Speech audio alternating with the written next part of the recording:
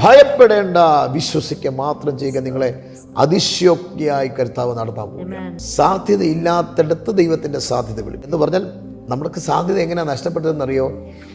മനുഷ്യൻ്റെ ഇടപെടലുകൾ ഉണ്ടാകാൻ സാധ്യതയില്ലാതിരിക്കുമ്പോൾ, നമ്മുടെ അനുഭവങ്ങൾ പരാജയപ്പെടുമ്പോൾ, നമ്മുടെ വിദ്യാഭ്യാസം പരിചയപ്പെടുത്തുമ്പോൾ പോസിബിലിറ്റി നഷ്ടപ്പെടുവാണ്.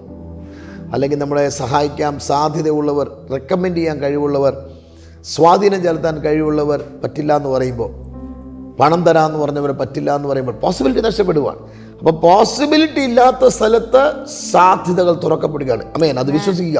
ഈ പ്രവചന ശബ്ദം അങ്ങനെ വിശ്വസിക്കുക, അങ്ങനെ വിശ്വസിക്കുക, ഇങ്ങനെ തന്നെ വിശ്വസിക്കുക. സാധ്യത ഇല്ലാത്തടത്ത് ദൈവിക സാധ്യത തുറക്കപ്പെടും.